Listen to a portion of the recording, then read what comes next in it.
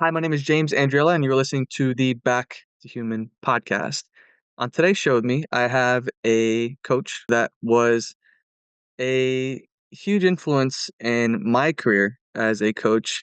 Um, and there's something that he told me one day. I don't know if it was directly or if I just heard it in maybe one of the meetings or in conversation, but he mentioned how if he was going to spend his money on one thing, it would be on food, and I've really taken that to heart. Maybe not initially, because when I was just starting out, I was admittedly a little bit of a douchebag. I was one of those bros, the bench bros in the gym. I had just graduated college with a degree. I'd been around athletes for my internship, and I thought that I knew everything.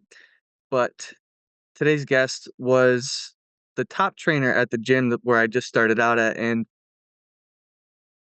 he always had back-to-back sessions, and his class, I think it was a boot camp class, I forget the name of it, but it was always packed. Like, everyone went to this gym at that specific time for his class, and I always walked by when I was doing my sessions, and I always admired it, and I admittedly wanted to be like that one day, and Mhm. kinda happened at one point. I'm transitioned more to, like, one-on-one training now, but I still remember very vividly to this day what it was like working with him and being around him. So, without further ado, I would like to introduce Guy Alteme to the show. What's Guy, up? Yes, sir. I remember you were 18 at the time when I met you, right? I was actually 23, but I probably acted more Yeah. like I was 18. We all do. We all have been through those phases. Yeah. It's just yes. Yeah. Now grown So man what now. was Yeah, I've definitely learned a lot, definitely matured a lot.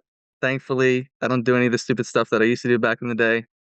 And what led you to pursue becoming a coach?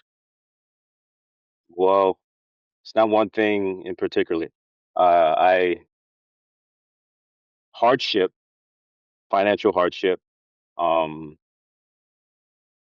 not really having a direction at the time in my early 20s, like everyone goes through. And the hardship was financial hardship, not understand, like I said, not understand what I wanted to do as far as the next phase of my life, my career, etc. So the financial hardship led me to my field. And basically, James, I had a epiphany, meaning there's a period through the hardship I was sleeping in my truck. I was homeless, couple months. Um, the epiphany, the story is, the sun woke me up. And when I say the sun woke me up, I'm not a religious person. Um, at the time, I remember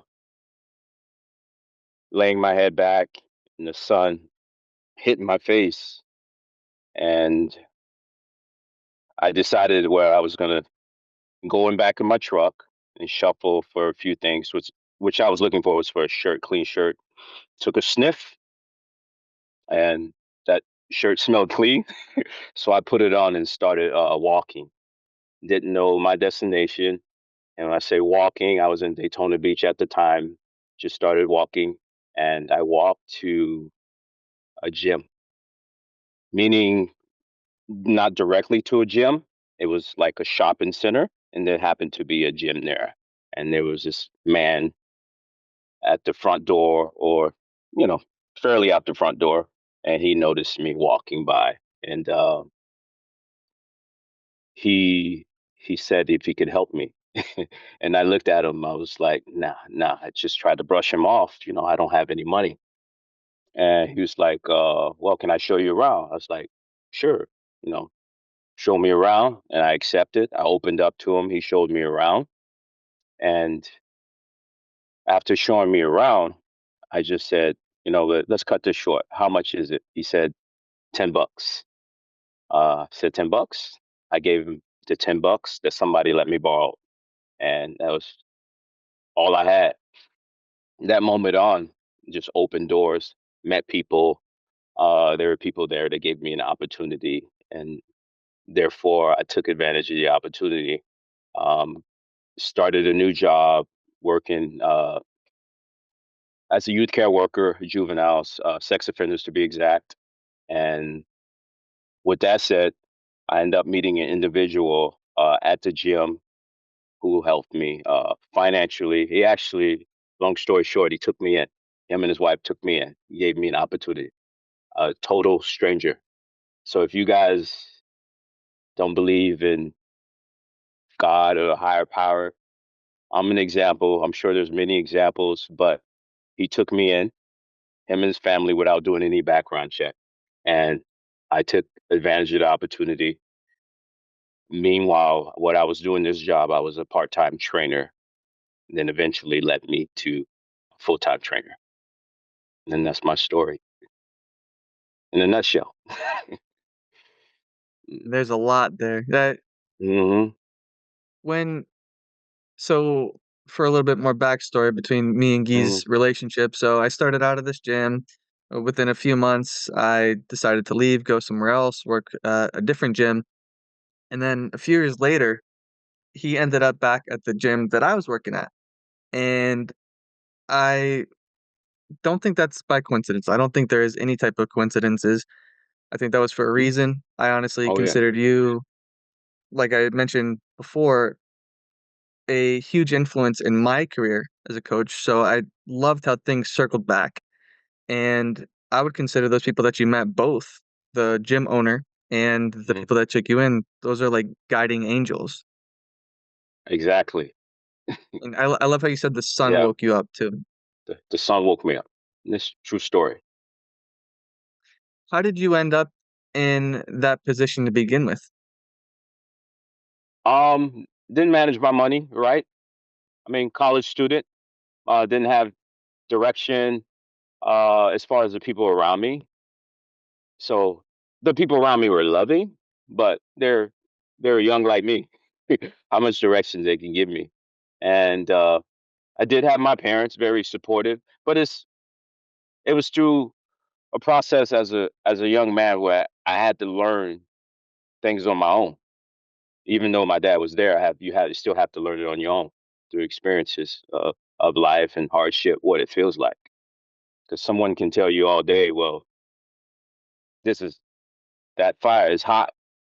You can look at it, but until you experience it, so a whole different story, as we all Mhm. know. Yeah. I have this thing where I say sometimes you gotta let people touch the stove. So Yeah, with well said. Jax, my Yeah, son, yeah, he literally touched the stove one day and was like, now you know. yeah, You can only warn exactly. people so much. Yeah, I think most people have to touch the stove, James. I don't think a lot. Some people can observe, but there's very rare people that can observe a situation, a bad situation, and say, "Well, I'm gonna not go that direction." I think the majority just got to test the water, so to speak. Yeah, I mean, I've found that with Mm, clients too, where you can sense that they need something, which we'll get into a little bit hmm further along, but you can sense they need something. By you stepping in at certain moments, it's almost like you're not helping. You're doing the opposite. You're not allowing them to mm hit that road bump. You're trying to take them on a detour that's quote unquote safer, but hmm they miss out on the lessons that they need to learn themselves. Yep. Mm. And I imagine that this comes up for you quite frequently with clients too, where they probably slip up, like they probably go hmm off track. Yeah. And how do you necessarily deal with that? Because there was a point of my training, my coaching Mm-hmm. career where I would almost take like offense to that, where it's like, you're not hmm coming to me for this advice. Like I can help you out so much. Why aren't you listening? hmm I've since dialed back and learned not to take things personal. That's Right. from the four agreements. That's one of the first ones there. Just don't take anything Mm, personal. But how have correct. you dealt with this with some of your clients where they kind of frequently just keep going Marriages. off You mean? track? Well, I've been doing it so long, 18 years. So I built a very close relationship with my clients. So first thing I'd like to know, what's going on in their environment, the home life. And some majority of them are willing to share. Because you want to know what's distracting them mentally, you know, or what certain their um, habits they have in place, or how do I have them create new habits? So I want to know what's going on in their environment, in their core situation at their home, their environment first. Then I adjust from there. But I do understand we're humans, we're not perfect because of the home environment. Let's say something may be going, I don't know, divorce, death in the family, etc. They're they're going to be off mentally with food and the habits. They're going to be inconsistent with their habits. So you got to take that into consideration. So that's my take. But at the same time, I try to be as supportive as I can because I think that's important.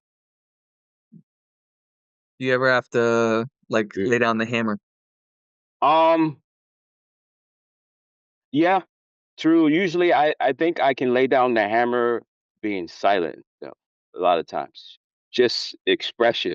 Um, I had a client one day made some sort of excuse because they're off their meal plan, and and she said, "You looked at me like I was crazy." So I knew that a lot of times I don't have to say anything because, like I said, building a relationship for so long, I I have tried to earn my respect, so to speak, because I take pride of being consistent and professional and try to stick to my routine. So therefore, I think they're aware that, well, if he's consistent, I think they feed off my consistency or my energy, whatever words you want to use. So if they give you an excuse, they're gonna know that I'm gonna be like, I don't give you excuses. I don't have any for you, you know. Mhm. So I think a lot of time I don't even have to say anything. I think it guides itself. I ask them a few questions to basically try to make him think what try to understand what they're going through or their mistakes they're making versus me telling them. A lot of them already know. It's just the lack of willpower. Do you feel like at some point they're trying to push boundaries at any point? I mean, granted, it's their lives, they can do Hmm. whatever they want, but are they do you feel like at some point, if they're coming back to you with the same excuses over and over and Hmm. over, that they're looking for some validation from you or from it could be anyone around them at home too, to Hmm. keep them in these cycles? Yeah, and that could and the trigger. You're a good, very good question. Trigger could be something else. It could be maybe they have something else going on and they would just want you to listen to them.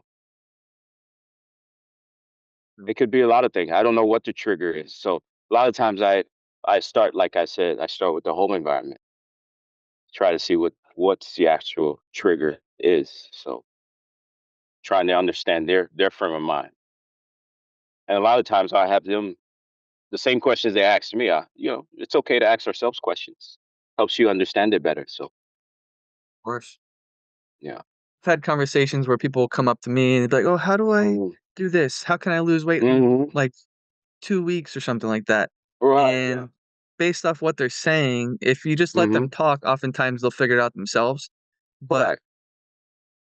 there's been times when I wish I could just hold up a mirror to Mm-hmm. someone.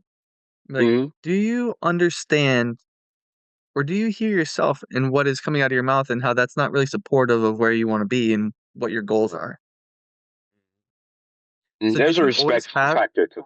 good habits? Like, when you were homeless, Uh-huh. were you eating junk food? Were you overweight? Were you doing drugs? No, I wasn't doing drugs. Um, I don't know. I didn't think about drugs, not because I was perfect. Didn't think about drugs. Didn't think about stealing. Um, Discipline? No, I can't say discipline because I didn't have any direction. I was lost mentally, physically, and I wasn't overweight. I was under eating. So people I ran into. I guess just the DNA. I was underweight for sure, but people, like I said, my environment thought I was ripped, but it was from lack of food. So I did live off. It's funny. I tell people this, and it's not funny in a sense. I've learned I was eating better than my friends with less money, meaning they're eating McDonald's and Checkers, etc. I lived off tuna fish and water. Even then, my energy, mm, it was better than eating Checkers. That's the crazy part. Yeah, it's crazy, but it's true. Tuna fish and That's water, tuna surprising. fish out of the can. Yeah, for Oh, okay, 69 okay. cents at the time in water. Yeah, the one out of the can. Yeah. I had more energy than when I ate the Checkers. And how long were you Go doing this figure. for? About 3 months. 3 Yeah, months. three months and some change. Yeah. Did you ever have Well, to resort to begging or anything that you'd no. see out like street corner? I actually through the process because I needed gas money. So I had friends that had just enough to let me borrow like $10 here, $15 here. So when you say begging, I guess I was begging my friends. They would give me a couple of dollars here and there, but not strangers. I wouldn't go up to people on the streets. Just friends I knew in the neighborhood or at school that I met from the college at the time. Hmm. I've always been curious, the people that are homeless and that are out on the streets with signs and such. I Hmm. would admire if one of them just posted up, "Here's my resume, this is what I can do," because you're actually being active in pulling yourself out of that hole that you're in. Hmm. But the people that are asking for money, maybe they have the sign that says, "I have 4 kids at home." Who knows if that's true? Hmm. I've seen Hmm. one guy ask for money on one street, and then all of a sudden, later in the afternoon, he's walking down the street, he's getting in his truck and Yeah. changing his outfit. So, Hmm. for the people that honestly are struggling, Hmm. I don't know how much handouts are beneficial to them. I feel like it just keeps them in that state. Yeah. Yeah. But that's a very good question because now that I've been in that situation for a short period, I understand what it feels like to be in a dark place and feel hopeless. So because James, I know what it feels like, I help anyway. I don't think about what they're doing with the money. I just know what that pain feels like, just to be dark. And for those who may see homeless people, the first thing I've heard people say is, "Why don't they get a job?" Well, you're in a dark place. Yeah. Mentally, you're in this dark place. You can't hold a job. You couldn't tell him or her, "Oh, I want you to be here at 9." They don't know what structure is. And two, how will they start the process or the journey without someone taking them in, like the family did for me? Yeah. Someone has to take them in. What are they gonna do? Put down a deposit after they get the job that pays what? I don't know at the time, $6 an hour, $7 an hour. Mhm. So I don't think people understand that part of it. Yeah, and how hard it is. Yeah. And Yeah. I think that when I see them, Hmm. this is someone's kid, Correct. and I'm always just curious, like, how did you end up Hmm. in this situation? Always Well, curious. I could have ran home, James. I had my mom and dad, but for me, I was like, well, my parents are already struggling. I hardly don't see them. They're loving. I hardly don't see them. So if I run home, I'm just going to make their financial situation worse. That's automatically what I thought. Can't explain it. So I said, make it harder for mom and dad or sleep in this truck.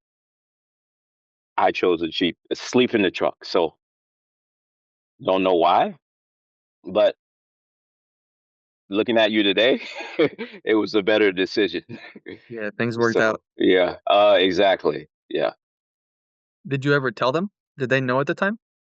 Yeah, and my parents, they're Haitian immigrants from a third world country, so they've been through a lot. So when I tell them, they kind of look at me, oh, why didn't you call? But at the same time, they're like, well, you didn't die, so they don't really like feel sorry for me. Yeah. Yeah, yeah. You know what I mean? So it's like, Of oh, course. okay. They kind of give me that look like that, like, yeah, that's good, son, but kind of give me that look like I've been through worse. But at the Mhm, same time, I was here. I said, I knew you were here. You were there for me, Dad. So I decided to take that path. mhm. Yeah. It's almost like you had a little bit of Hmm. a cushion, but was Oh yeah, I could have there ran home. I could have drove home. do you feel like your ego would've taken a hit had you gone back too? It made things Oh harder? no, I felt like I would repeat the cycle. Like I would never found my what I was meant to do, my purpose. True. So th- the financial situation that I was put in was to discover my purpose. Mm. What was the hardest part for you? Sleeping, meaning sleeping, and at the same time, I was alert for security purposes. So you really didn't sleep. So in a sense, you're a dead man walking. So when that sunlight hits you, you're a zombie. It hurts the eyes. Um, you feel foggy, brain dead. You can't process much. So I wasn't even ready to hold a job if you gave me a job at that time. Mhm, So that's the thing, another part to add to it that people don't understand. If the homeless person, you just get a job and everything will be okay. Yeah. So it's break going through, I guess, the process of like a fog, like walking through it until I break out the fog, mhm, which and things eventually eventually get happens for clear. me. Correct. Or things eventually get clear, James. What got you through it? Um, Willpower, very strong person mentally. I think I've always been that way. Maybe my parents instilled that in me, and I've watched them go through a lot. I've watched them lose everything, lose their house and rebound.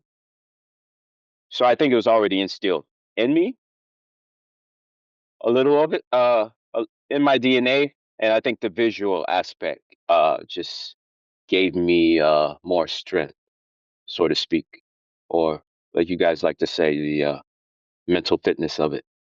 Just So they lost their home when you were a kid or yeah, I was before? 14. It was Hurricane Andrew. Oh, damn. There's a homestead. Yeah, yeah, total loss.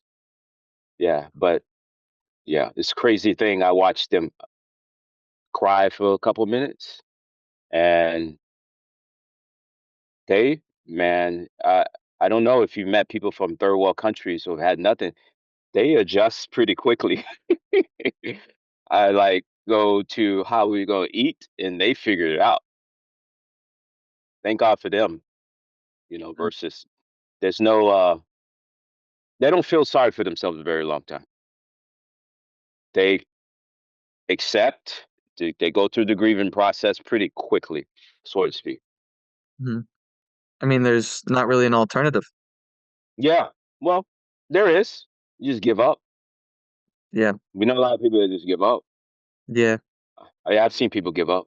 Yeah, yeah. How did that experience translate into your coaching? Do you feel like it made you more patient, more understanding? Definitely, it humbles you, but I think for me, it made me, the unique part of our field. We get to meet people from all walks of life.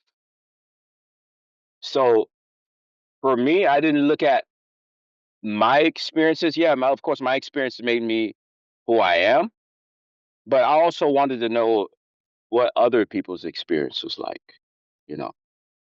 I think that brings me pleasure too. Like to know your story and somebody else's story versus like most people think you become like autopilot and you think everyone's situation in life is just like yours. We see it all the time, you know. Yeah, that can't be.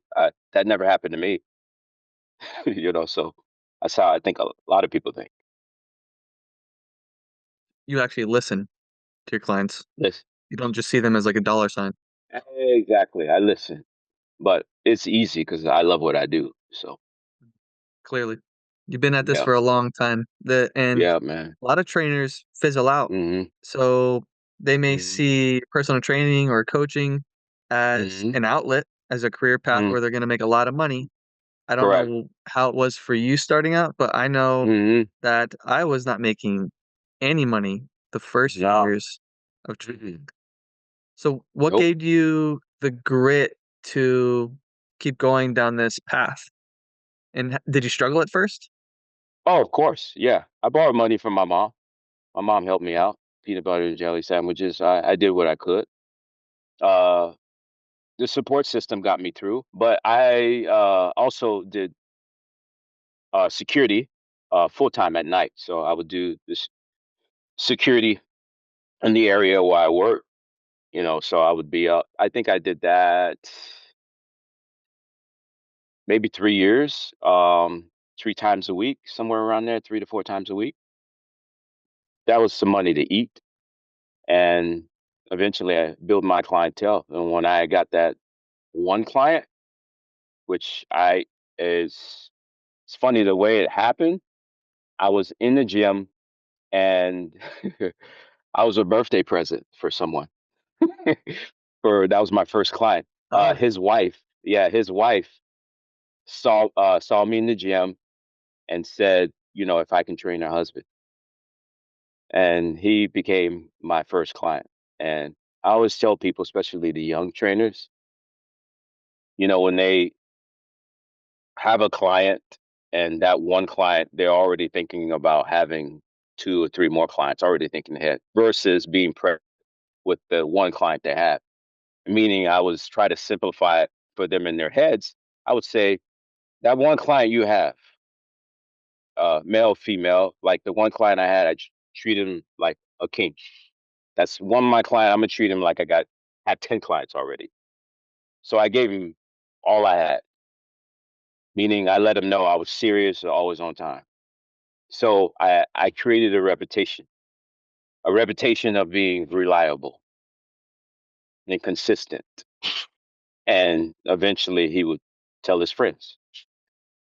Yeah, this is before social media world and other form of advertisement. So I think word of mouth is very powerful. And the new generation is kind of leaving that out, but it's excellent that we can reach out to the world now, like we're doing.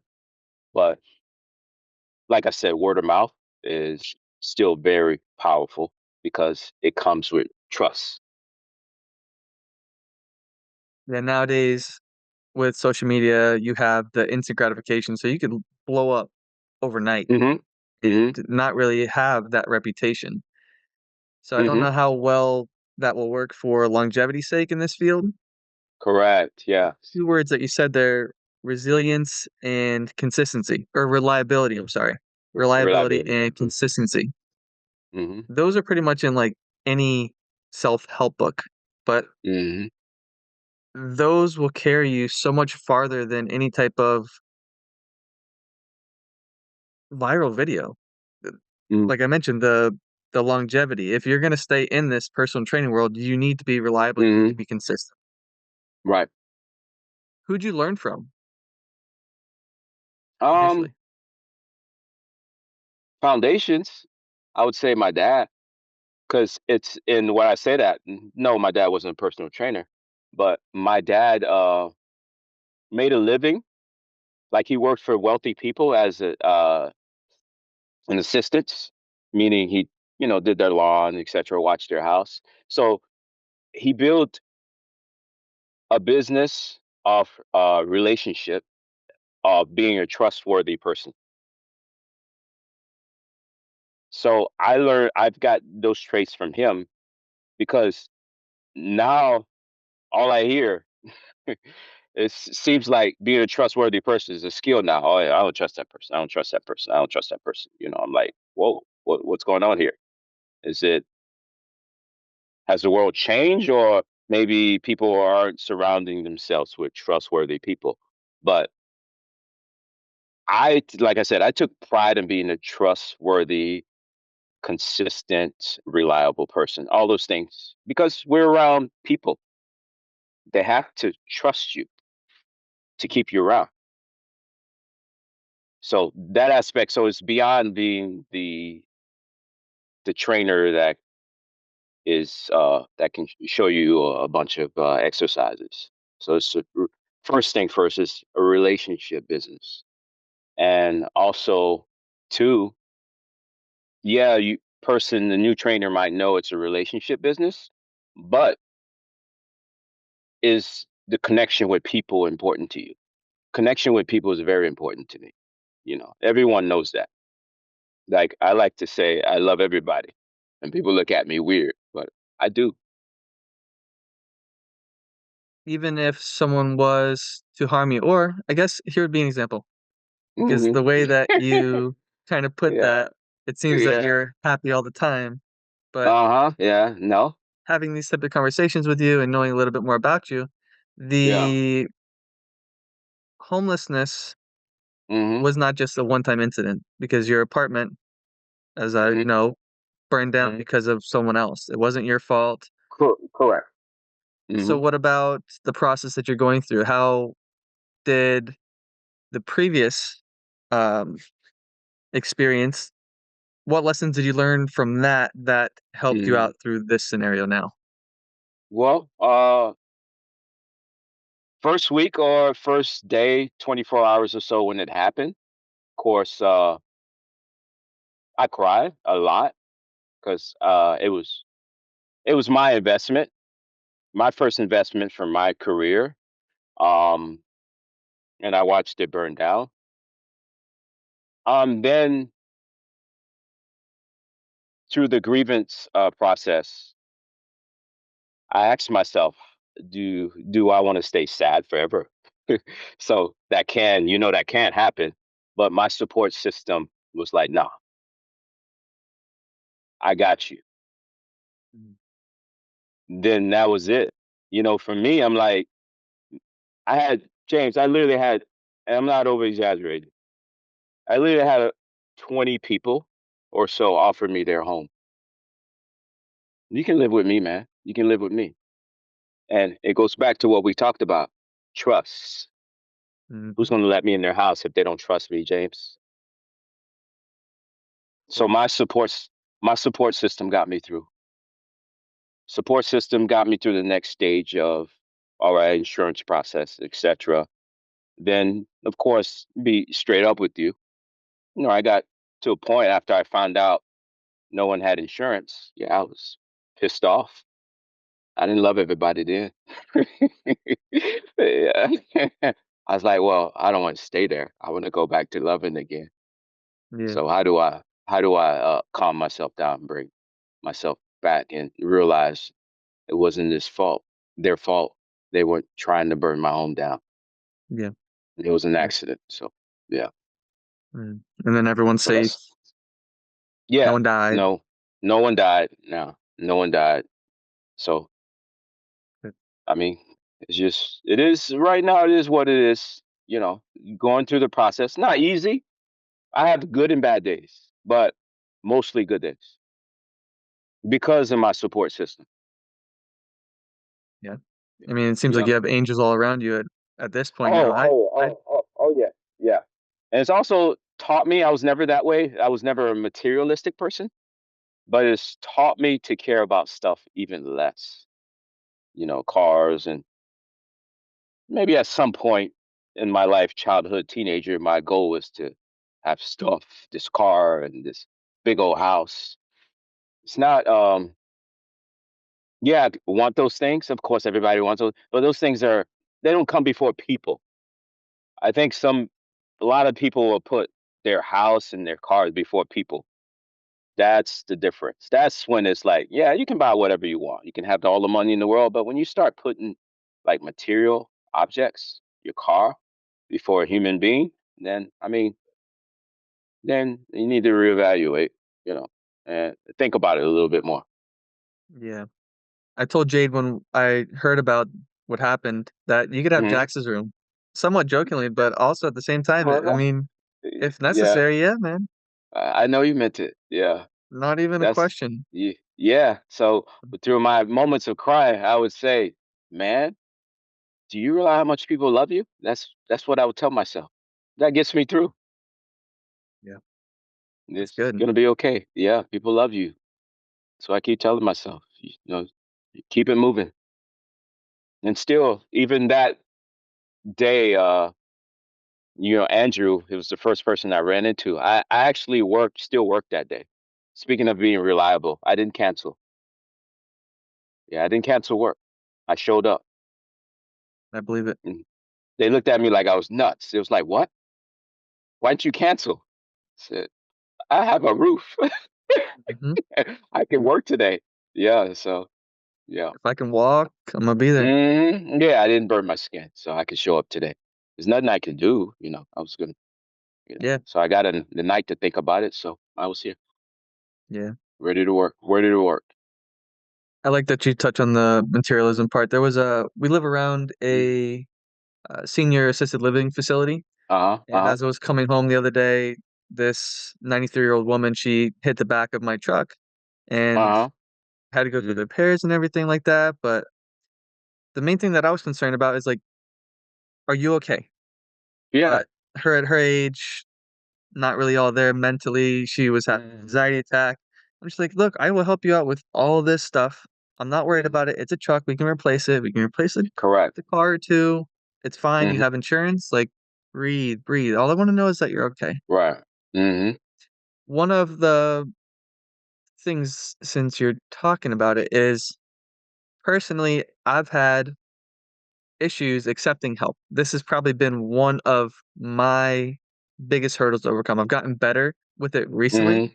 I feel like this Mhm. stems all the way from my adoption where I didn't really want to get too close to people and since you Mhm. mentioned trusting others, Mhm. it kind of screwed with the relationships where I didn't want to put too much faith or trust in others and then I didn't want to Right. seem like a burden. I didn't want to receive their help. What was it like when you got accepted in by that family? Did you struggle with that? No. It was like I've known them for like 10 years, and it had a lot to do with, the husband or the man, personality type, very outgoing. He spoke to everyone. Uh, he also complimented me a lot. That's why when he would see me in the gym, this is I met him at the gym that I paid the $10 for, the backstory. He would compliment me. I wouldn't say I opened up to him right away, but I can see where you're coming from because I didn't want him to feel sorry for me. The reason I actually lied to him, the reason meaning I told him I was homeless because my girlfriend broke up with me, not because I was in this financial situation. I told him later, after the fact, but he said, "Oh man, you can live with me and my wife." So regardless of this situation, I was homeless, and he took me in. I love that over the years I Mm, don't know what enabled this trust. Maybe it's just you and your personality and me gravitating towards you for whatever reason, but I feel like we've always been able to have these deep mm, conversations. You I were remember curious. yeah. I remember one in Hmm. particular at the Hive. It's kinda dark, but we're Hmm. talking and somehow it gets brought up that many people are just one step or one decision away from giving up, from killing themselves, literally. Hmm. What do you think people are missing the most in those moments? Love? Love for sure, but that's what that experience of me being homeless have taught me. You asked me what lessons have I got. I there's everyday practice. Well, I should say everyday practice, but most of the times I try to make myself available, which means present to people on the street. So I'm usually the person the stranger will walk up to and feel comfortable. I read the situation, but if I'm in a supermarket and someone tries to spark a conversation, I usually listen to them. So I give everyone a moment because I don't know the backstory. Mm. So I think that's my obligation from the lesson I've learned from my own experiences, and I still practice that to this day. Give To everyone a moment. the the cashier, give everyone a moment, your time, not always money. Has that ever Mhm. gotten you into trouble? No, I'm very good at reading most situations. Very good. Don't know where I get it from, but I can read people's energy. I just read my environment to see if it's a trap. I play it safe out there.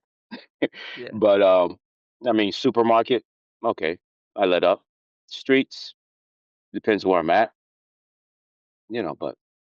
But regardless, You can give pick up on it someone a pretty well. moment. Yeah, give someone a moment. That's what we're meant to do. Look out for each other.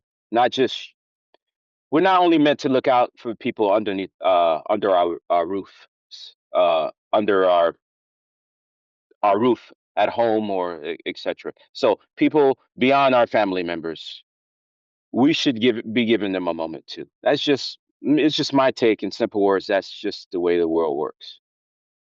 And we give and we take. It's not just financial. That's my take. Would there be anyone that you would not wanna be around in a particular instance? So say someone is on drugs, a bit Uh-huh. belligerent. hmm Then yeah, that's a whole different situation. Uh, Obviously, if they're aggressive, but then I'm gonna be more careful. But if there seem to be reading the situation, if it's safe, I would just keep my distance and kind of yeah, because of course you're gonna have that, But I mean, just uh, situation awareness in simple terms for me. Of course, it also comes from my experience too.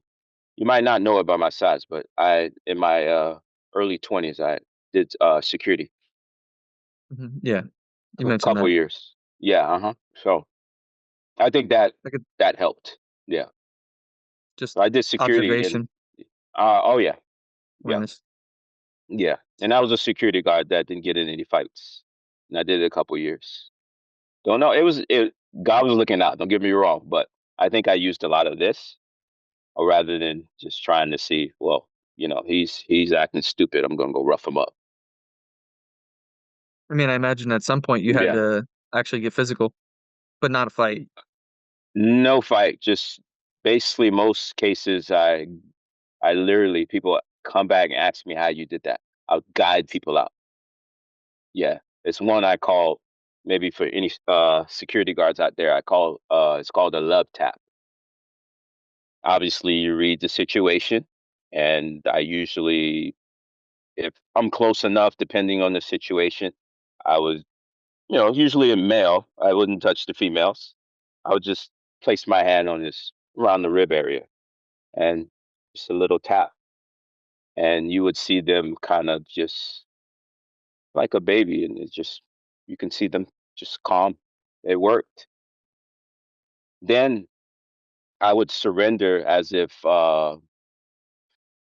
giving myself my meaning, my friendship to them, like I'm on your side.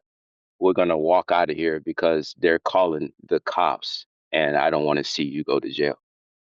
Mm, Yeah, draw them in that way, and then they walk out with me. it's like you hit a little Yeah. reset button on their rib cage. Yeah, exactly. It's funny, just a touch, just a touch versus, like I said, rough them up. It's not my style, and for me, it's most people were bigger than me, so I'm not gonna rough them up. Did Mm. you ever study communication? Or it seems like you just have this natural gift where you Mhm. can express your thought. You don't need to say anything to your client. They already know. You Mhm. just hold the Yeah. ground. Did you ever study body language or communication? I think it was a born. I was born with it. I think it upgraded through life experiences. Um, I also got the opportunity to travel to other countries and didn't speak the language, but was able to build friendships with quite a few people and not really being able to communicate. So I'm like, human connection is amazing to me. And people think, well, like I've been asked questions, so what do you say to them? I'm like, James, I look at them, can you feel? Yeah, they think everything's you gotta say something. You don't always have to say something, you know. You can be in a relationship, with your husband and the wife. You can come home and be just being around them, you can sense something's wrong or baby, etc. So this is same part of the brain. They just forget, well, you can use those abilities there. Or outside of your box. Yeah. So I think we all have them. It's just levels. So you pour into your clients. How do you pour back into your own cup if you're giving so much? Um, Do you ever feel drained? yeah, of course. I lose sometimes because I work one on one, as you know. So now we have obviously the online in person training, personal training, and you're giving your energy. So because I'm passionate, I'm giving you my all. So yeah, I get drained. I think too, to be honest, in relationships when I get home, that would suffer because I've given all my energy. And I think it suffered because of my lack of presence and the person I was in a relationship, their lack of awareness as well.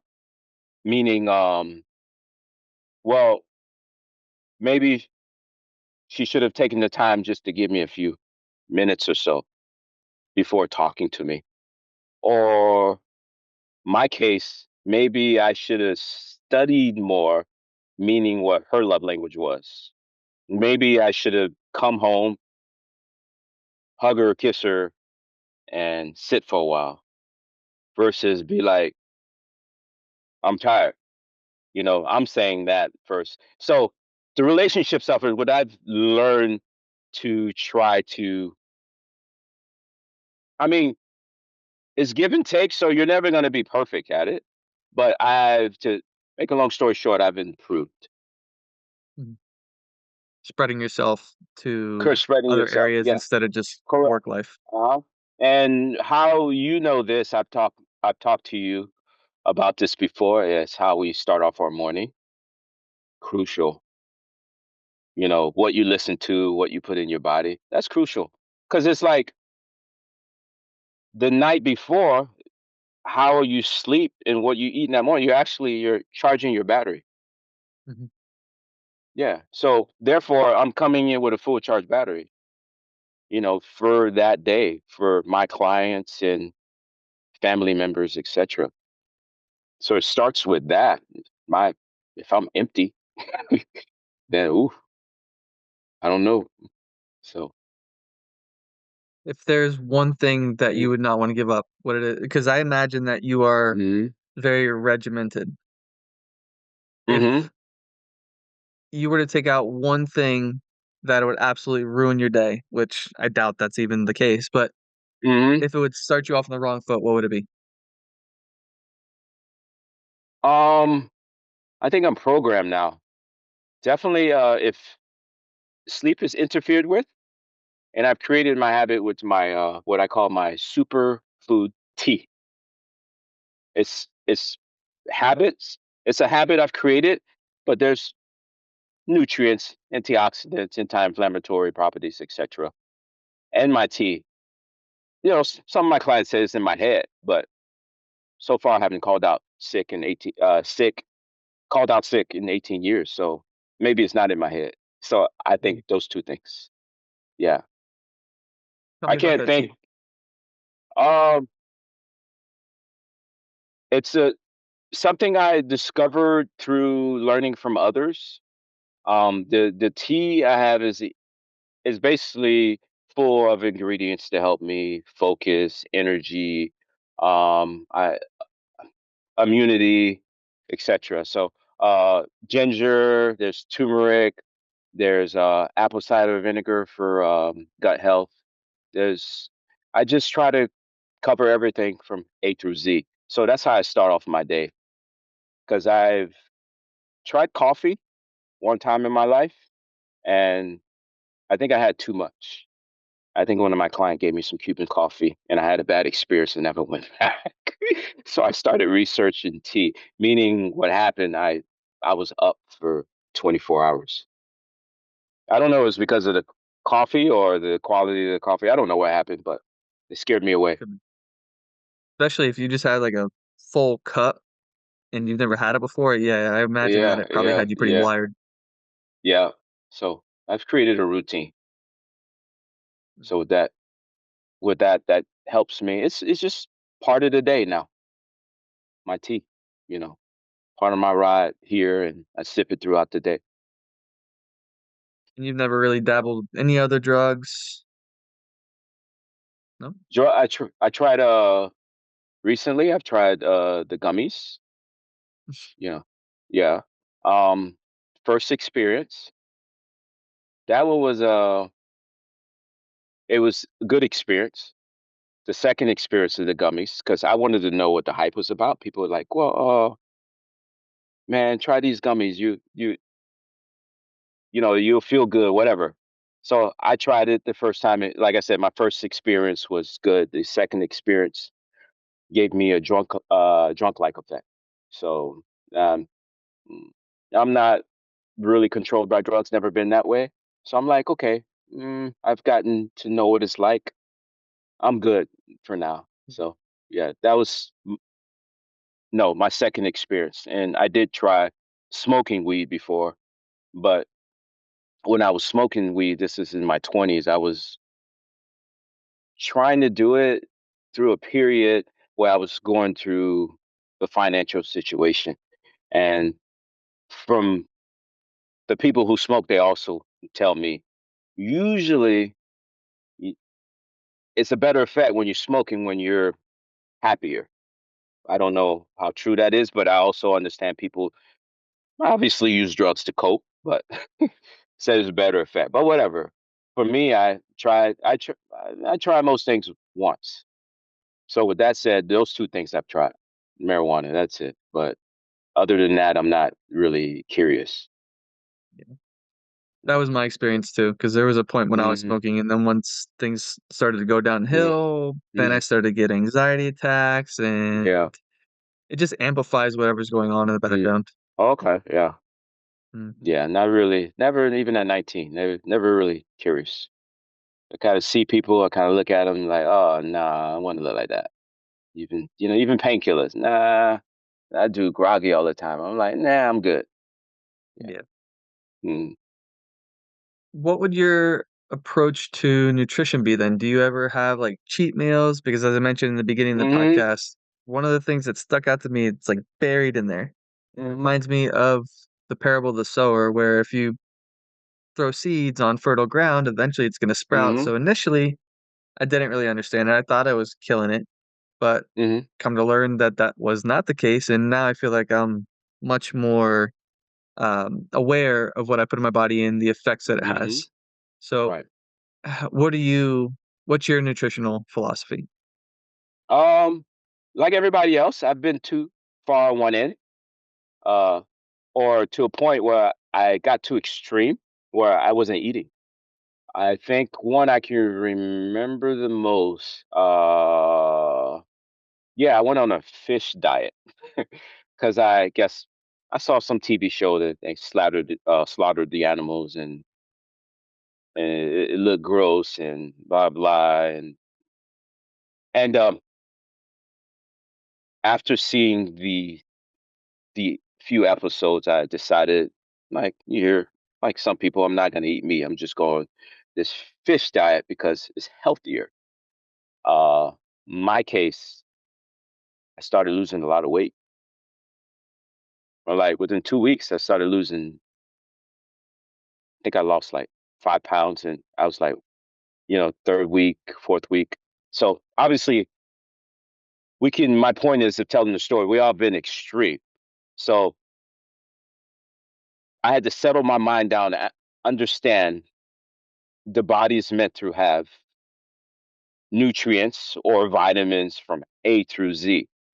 So I think for the first time in my life, I am balanced more than ever, not just based on what I see on my plate as far as colors, but how I feel, skin, my gut health, you know, bowel movements, etc.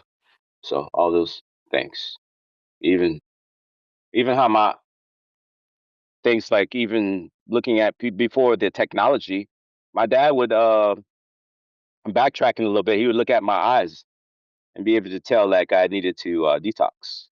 So, Mm. yeah, yeah, things of Iridology. that nature. Oh yeah, he would look at my eyes. Yeah, Mm. and it would tell him a lot of things. Things like that. I don't, unless you go to a holistic doctor or professional, there, that's probably not the approach. You With said you the haven't been sick obvious, in yeah. 18 years. I haven't called out sick, James. I said I haven't Okay. called out sick. I said I haven't been sick. Yeah. Okay. I haven't been, yeah, I haven't been on bed rest, but I've had sniffles and didn't feel well, but never to where I had bed rest. Yeah, where I needed bed rest, where I couldn't move. Flu symptoms, things of that nature. One thing that you mentioned Yeah. during one of our previous recent conversations was because I always forget how old you are, honestly, because when I Hmm. first started as a trainer, Yeah. you look exactly the same as day one. For real? You haven't aged a bit, Yeah. and what you said was, "I'm not Hmm. on any medications, so Hmm. I'm good." These are Yeah. foreign concepts to many, many people. They think that you getting sick is normal. Calling Hmm. out all the time is normal. Hmm. Medication is normal, Hmm. and this is how you live your life. Hmm. Everyone else is doing it, right? Right. What do you think is in between people seeing that and Hmm. buying into it, if that makes any sense to you? Because they see Hmm. what you're capable of, Hmm. and then they may be over here. Hmm. Where do you think the lack of buy-in is? Yeah. Well, I think I always been a person who was willing to, like my dad would say, think for yourself. So versus, and it's okay to think for yourself. I think people prefer to just follow a direction and think for themselves. So I can't say I've never truly been that way since I can think back to high school. I always observed, like, let's say, for example, someone would be like, well, there's a certain fashion trend. Everybody's wearing this brand. And I'm like, okay, like why? So even then I would question why should I wear that? Because everyone's wearing this brand. So that's always been instilled in me. So if someone would say, well, you need to take this or go that direction, I want to know why and understand why for myself. Not reject it, but I want to know their reasoning and understand what why would this make sense for me to take it. Mm. So, but I did at some point, maybe after observing the older generation with pharmaceutical world that there's certain period of their life where everyone was on medication, but no one could really explain why. They would just say, "So and so, my doctor said I have this, so I have to take this." Or, but I would go, "Okay, you have this, but why do you have this? What are you doing at home? What are you eating to cause this?" They didn't even think of it that far. He says, "What, I have this, so take this." And that's what I was like, "Okay, but that's not my approach. If I have this, which I've gone through my own physical changes if I've gotten older, with I would try to understand what I am doing at home or what might be in it, or what may be cause and effect, and adjust from there." Mhm. And obviously, too, doctors are needed. If I break my leg, James, I'm going to need a doctor.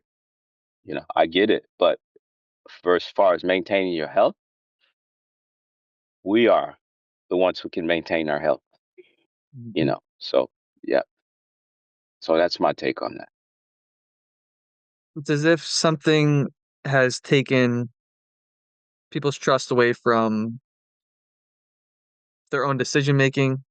They need to outsource their power to some Mhm. authority figure. Yes, Mhm. if there's an emergency, we're going to the hospital. I totally agree Yeah. with you there. Yeah. Uh-huh.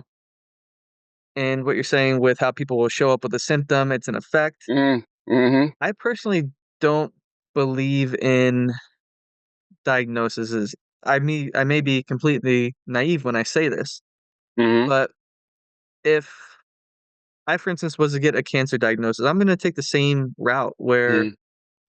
okay, what causes in the first place? What if we don't Mhm. treat it as cancer, the boogeyman? Because as soon as you say that Mhm. word, people are running Mhm. to their doctors.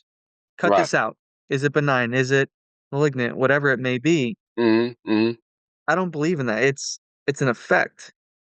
There's Mhm. people that will say that all disease, the root cause of disease is inflammation. I can Mhm. get on board with that. And inflammation can come from many different sources. It could Correct. come from what you're putting in your body. It can come from Mhm. environmental toxins. It could come from Mhm. things like perfumes, colognes. Mhm. It can come from Mhm. pesticides, herbicides. Mhm. It can come Stress. Yeah. from EMFs, the 5G towers, your phone, Mhm. viewing different light when you shouldn't be, like blue light and Mhm. such. So there's all these factors that Yeah. can potentially lead to a diagnosis of something. And unless you're actually stepping back and reflecting on what you're doing, what behaviors may be contributing to that, Mhm. you are going to be sucked in that whirlpool. And Right. it's like if you just take a step in there, as soon as you Mhm. walk in the hospital doors with a sniffle, a cough, Right. they're going to sell you on something. Something is Mhm. wrong, and they're Mhm. going to have the treatment for you right there and then. Mhm. Mhm. Yeah, And they're then ready. that treatment is going to have another side effect. Mhm. So if you, unless it's like a drastic emergency, Mhm. I don't want to step foot in the hospital. Yeah. We don't really have primary care providers ourselves. I don't know about you. Mm. Mhm. No, I just have the insurance, healthcare insurance, just in case. But for me, I like. Yeah, I'm in the current stage of my life, but I do understand. I don't know what it's like to be 80 years old yet. So what I tell myself is, I'm gonna prolong this as long as I can. When 10 years from now, 5 years from now, I make the adjustments. That's what I have learned to look at life. So I don't know if I'm gonna need medication 10 years from now. I just currently, from 28 years old, I said, well, I'm gonna start doing better, research, be more aware, and be more in tune with my body, and I'm gonna prolong this as long as I can. Versus saying I'm against that shit. I don't want that shit. So it's not that was never my approach. So my mind is like, how can I prolong this as long as I can? So I think you have a yeah. pretty good track record at the moment. Yeah, so far, yeah. That's the goal. With clients, how do you strike a balance between giving them what they want hmm and what you think that they need? It's a good one. Uh the young coach. was only thinking about what already in my head. I come in, I have a program in my head. This is what we're doing in legs to simplify it for the viewers, and we're doing legs. A lot of times when they walk in, I have to understand mentally by their body language. I get to know my people. I mean, I study my people.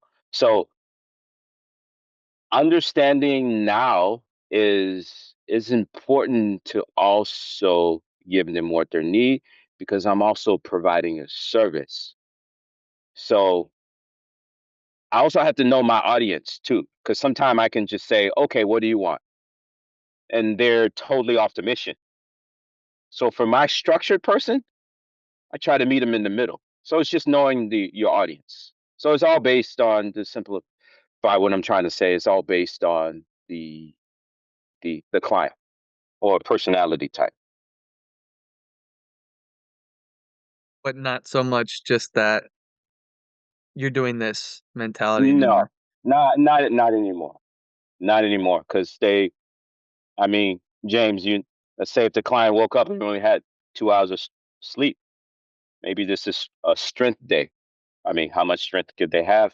Yeah, I understand mentally I have to push through, but I have to weigh the situation. They're coming in tomorrow.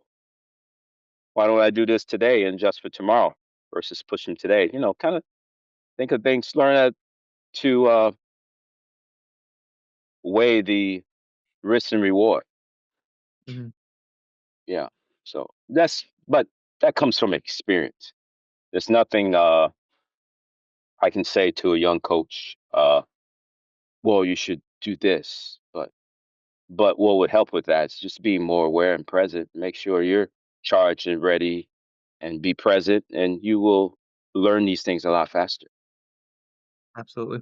It's Yeah. like touching the stove. Hmm. Coming back Yeah, to what we exactly. were mentioning in the beginning, you're only gonna learn Uh-huh. through Yeah. Mm. experience, you can only listen to other Right. coaches, other trainers, Oh, yeah. but But ultimately, yeah. I feel like they leave some good hints here and there. Hmm. So maybe Yeah. these little seeds are gonna sprout in some coach in the future. Because I know in the beginning, Oh. Hmm. this is the way for myself, Hmm. this is the way that we're gonna do it. We need to stick to Hmm. these sets, these reps, Yeah, exactly. and that's it. I didn't care too much about Yeah, don't veer. what else was going on. Hmm. Couldn't even know. Yeah. Last question I have for you, Yeah. G. Hmm. Say someone is in a situation similar to yours that you were in, or they've hit rock bottom. Uh-huh. What would be some advice that you would give to them in order to continue pushing on and not Um, quit? like we talked about before, there's a grievance stages we go through. So let's say if something they lost a family member yesterday, or I don't know, they lost their home yesterday. It's nothing I can say at that moment. It's gonna make them feel better. But support. So reach out to your support system, and that's stage one. Then the later stages is ask yourself questions. How can I get through this with the support system that I have? But support system is number one. From my experience, you don't get through anything without a support system. So it's nothing I can say. My support system got me through.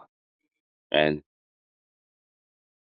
so it's nothing I don't think I can say to anyone, but I guess you can say be strong, but James, it comes back Cliche. to the foundation of support system. Yeah. Yeah. It's nothing I can say to them, but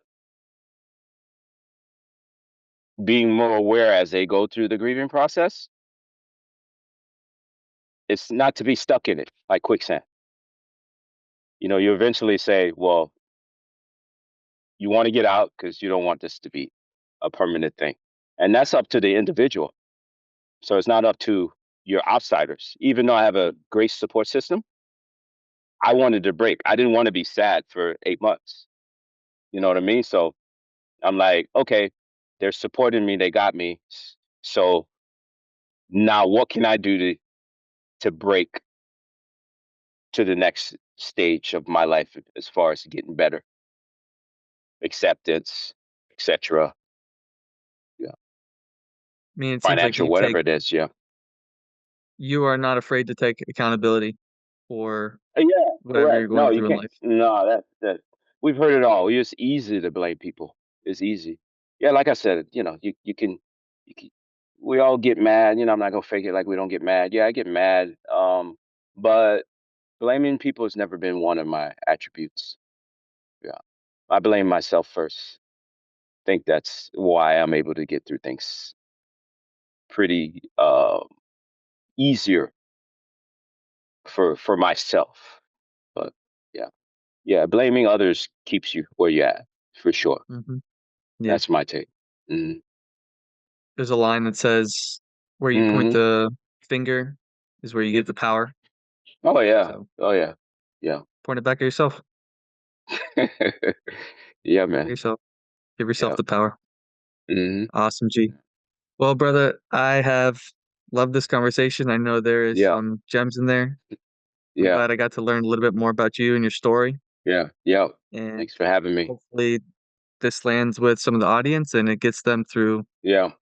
any tough decisions that or tough Mhm. situations that they may be experiencing themselves. It's true. Yeah.